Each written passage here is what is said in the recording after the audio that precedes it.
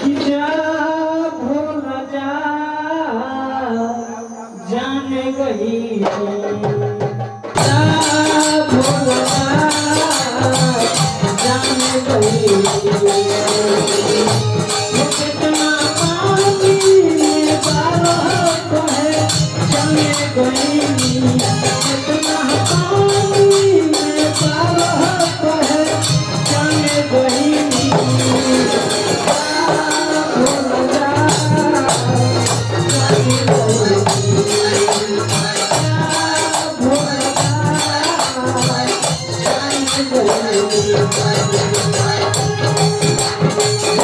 क्या बात है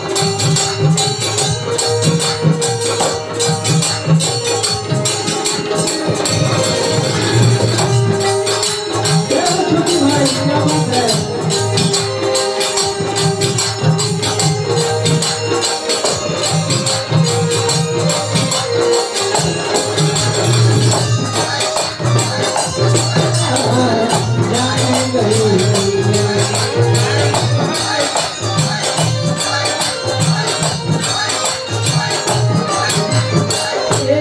बहुत सारी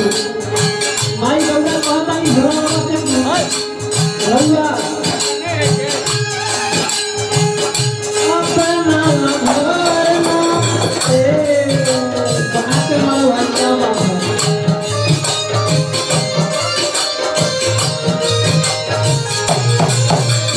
अपना घर ना आगे रहुआ बाते दूसरा के धाम रहुआ लाठी बांधे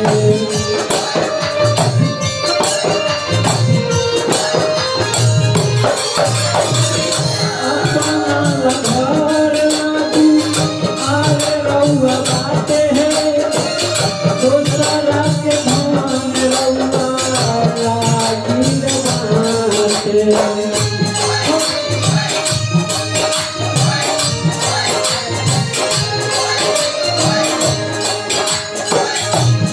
बोलिया पहला बाबा हरुला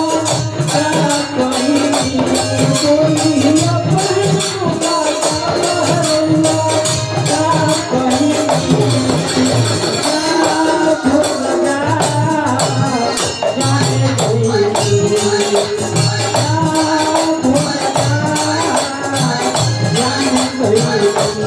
जाने गई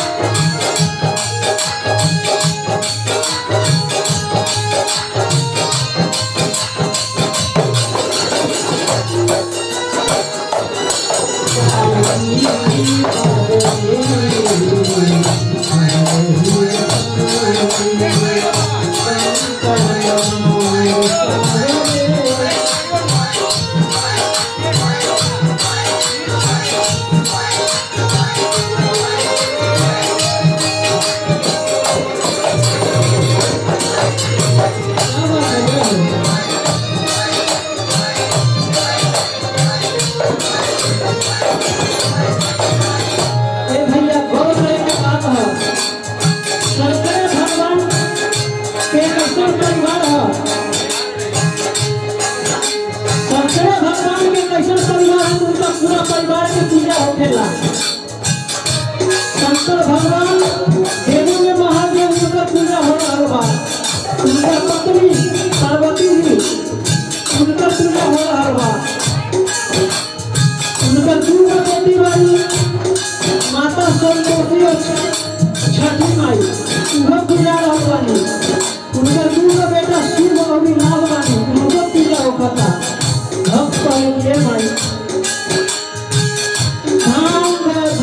क्या बात है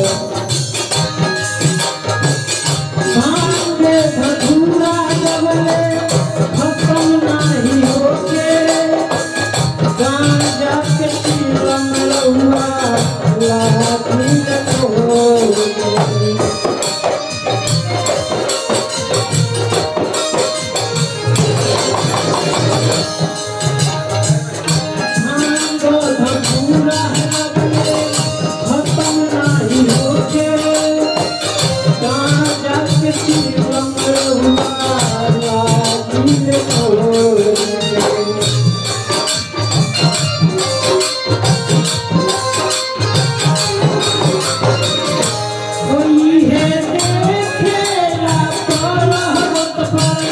हमें लई कोई है देखेला पर्वत पर हमें लई